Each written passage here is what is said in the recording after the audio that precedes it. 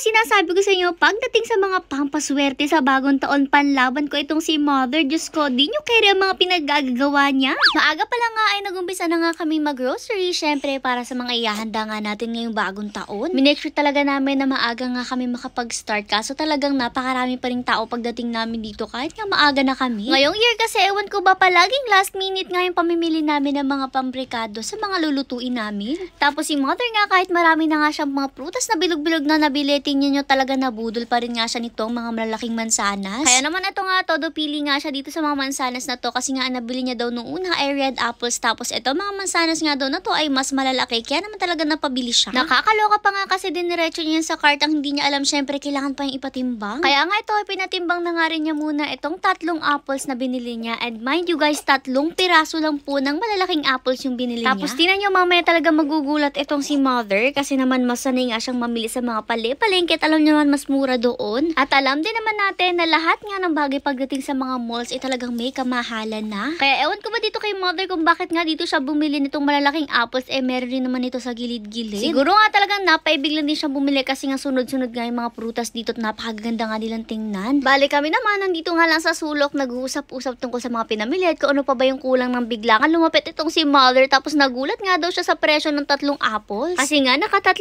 apples nga lang siya pero nasa 200 plus nga itong presyo nito. Ewan ko ba, sabi ko sa kanya bakit kasi dito siya bumili sa mall. Kaya naman talaga lumayo na nga si Mother dito sa mga prutas na to, o diba nadala siya. Pero dito naman sa next niyang pinuntahan dito, kumuha siya ng napakaraming kape. Kasi alam niyo ba, ang ating Kuya Edmar, Diyos ko, nagre-reklamo nga kasi palagi daw ubos agad yung mga kapeng binibili ni Mother kasi nakukuntian nga siya sa bilhin ni Mother. Kaya naman ito talagang pinuno niya nga yung kamay niya hanggat kaya niya. O diba, nagkandalaglag pa yung iba. Ewan ko na lang ako magreklamo pa si Kuya Edmar dito sa ganito karaming kape. Tapos eto naman si Mother, namili na rin nga ng kape niya, pero kung makikita nyo, konti lang din yung kinuha niya kasi sobrang bihila lang din naman talaga siya magkape. After doon, ipinila na rin nga natin itong ating cart at buti na nga lang talaga hindi na masyadong mahaba yung pila nung time na to. Tapos eto na nga, for the bayad na rin nga tayo at hindi nga namin sure kung kulang pa ba yung mga rekado na bili namin kasi nga alam nyo naman nagmamadali rin nga kami nung time na to. Kailangan kasi talaga namin makauwi ng maaga kasi nga napakarami pang gawain sa bahay. Kumbaga lahat ng mga binili na to,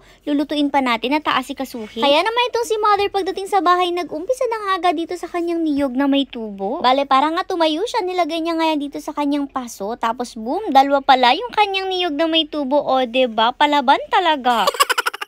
Tapos syempre, hindi pwede mag-umpisa si Mother na may mga gulo-gulo dyan. Kaya tingnan nyo pala talagang tindrim pa nga niya yung mga yun. Tapos dinis-infect pa nga po lahat. Tapos syempre, pati yung mga dahon di nakaligtas. Pinugpupunasan niya nga rin po every dahon na mga yun. Kasi nga later may ikakabit siya dyan para naman dumikit yung tape. Etong si Mother kasi talaga tuwing New Year ay talagang all out siya. Talagang binipiran niya nga lahat para makagawa ng mga magandang pampaswerte. Dito naman, binila na nga niya ang kanya mga blue bills. O diba, todo bilang ate mo, napakarami. Tapos maya-maya pa, inumpisa na rin nga niya na ikabit yan lahat dito nga sa kanyang niyog na may tubo. O diba, may pa-flex-flex pa siya ng pera na yun. Tapos bilang niya rin nga pala lahat ng inilagay niya dito. Pero alam nyo ba, lagi naming niloloko magkapatid na kapag nga kukuhanin na niya to, ay may kulang na nga. Anyways, dito sa video, tingnan nyo nga, nagsilabasa ng ating pack members talaga ng ulit-ulit pa nga dito sa ginagawa ng kanilang mommy. Balik ulit tayo sa kwento, niloloko lagi namin si Mother na kukuhanan nga namin itong pera niya. Pero syempre, di naman namin tinutuloy. After sa cash, itong si Mother naglabas na nga nitong kanyang gold coin. Syempre, napakarami niyan. Tapos ilalagay niya nga siya dito sa may tubo ulit. Bale, eto nga daw pala ay gabi ng may tubo. O, diba? Kasi naman daw swerte sa bagong taon ng kahit anong may tubo. Tapos nilagyan pa nga niya ng mga gold coins. Talagang pak na pak ang swerte. Ginagawa niya nga yan habang itong una niyang ginawa, eto nag-chill-chill lang sa gilid at hitik na hitik nga sa bunga ng mga pera. Pero alam niyo yun, maganda rin nga daw na ganyang hitik na hatik sa bunga ng pera. Tapos tinan niya naman itong batang ito. Syempre, nakikialam nga rin sa mga pinagagagawa ng mga shonders. After nga niyang pakilaman yung isang niyog na may tubo, eto at pinakilaman naman niya itong mga gold coins. Syempre, di siya tutulong kundi kakainin niya kasi chocolates yun. Pero maya-maya pa nakitulong na rin nga siya paglalagay kasi nga tinuruan siya maglagay ng daddy niya. Tapos tingnan nyo, nung makapaglagay nga siya ng isang gold coin dito nga sa gabi na may tubo. Grabe, sobrang saya na nga at may pagpalakpak pa, o diba? Happy kiddo. Ito naman nakakaloka kasi si Mother nung ilalagay na nga niya to, biglang bumagsak. Ay, grabe naman ang pagkamalas niya. Nasira patuloy, ang ganda-ganda ng itsura niya kanina. Maya-maya pa itong bata na to, tingnan nyo, nakaupo na sa gilid at naglalafang na nga ng napakaraming gold coins. coins, kaya naman pala tahimik eh. Maya-maya pa itong si Ate Charmaine ay naglabas nga nitong pakwan, tapos ipinagbibigay nga dito sa ating pack member. Bali, dito na nga lang din siya namigay sa loob ng gate kasi nga pag lumabas siya, Diyos ko, talagang pagkakaguluhan pa at baka matapon pa nga itong pakwan na pinamimigay niya. Eto naman nga si na mother nag-proceed na nga para lagyan rin nga ng gold coins itong kanyang pinya na napakaraming ang tubo. Pagpasok naman ng ating pack member, syempre eto na nga pinagkukulit-kulit nga nila si mommy, tapos pati nga kami ni Skyler na kulit nga din kami dito kay Wowan niya. Inihanda na nga rin ni mother itong kanyang mga napakalalaking gold coins, tapos sinagal na nga niya sa plastic kasi nga isa ito sa mga gagamitin niya para sa kanyang prosperity bowl. Bale, kulang pa nga to kasi nagpapa-withdraw pa nga siya ng cash na ilalagay dito, kaya inihanda na lang nga niya muna. At habang naghihintay nga ng cash, papakita ko muna sa inyo itong mga ginawa ni mother. Bale, ito nga ay asinan, nilagyan niya ng napakaraming gold coins. Tapos ito namang isa, yung pinya na pinaglalagyan din nga niya ng napakaraming gold coins. O diba, kabog na kabog talaga. Tapos ito nga tubo na gabi na nilagyan rin niya ng gold coins. Ito yung natumba kanina, buti na lang kinaya pa niya. At syempre, hindi rin nga makakaligtas ang kanya mga prutas-prutas. Pinaglalagyan din nga palibot ng mga kung anik-anik na gold coins. Inilabas na rin nga niya dito sa lamesa ang kanya mga pangmalakasang pampaswerte. Bale, ito arwana na gold po. Isa nga ito sa pampaswerte niya. Tapos ito, di ko maintindihan kung tiger ba to or lion, kaya na nga yung humusga. Basta pampaswerte rin nga niya yan. Gumawa rin nga pala siya ng isang salop nito na gold coins. O diba, ang cute tingnan, punong-puno na nga ng gold dito. Maya-maya pa nung may cash na ito, pinagbibilog na nga niya yung 12 pieces nga ng mga thousands since gagamitin niya nga sa kanyang prosperity bowl. Tapos nagtanggal na rin or nagupit na rin nga pala siya nito mga ribbon. Tapos tingnan niya bilang perfectionist, talagang pinapantay niya rin nga pala yung mga ribbons na yan. Tapos tingnan niya ito yung itsura ng mga nagawa niya. Diyos ko, napakatagal niya itong ginawa kasi talagang pina-perfect pa niya every ribbon. Ito na rin nga pala yung mga gold coins niya na talagang kasing laki nga ng palad ko. Tapos mas malaki pa talaga siya sa itlog te. Tapos nung matapos niya nga pala ang kanyang prosperity bowl, ito na nga itsura niya, o diba, napakaganda. Tapos ito rin nga pala ang itsura ng mga nagawa natin. Bali, nakalagay na nga at naka-display ito lahat dito sa ating lamesa. O diba, grabe, lahat na yan ay pinaghirapan talaga natin for the past few days kasama na yung mga prutas-prutas na yan. At Diyos ko, tingnan nyo itong ating tree of money. Diyos ko, talagang napakarami talagang pera. Ewan ko lang kung di pa tayo mama dito, Charlie. Anyways, Happy New Year everyone, and hintayin nyo lang nga ang mga ganap sa New Year para sa part 2.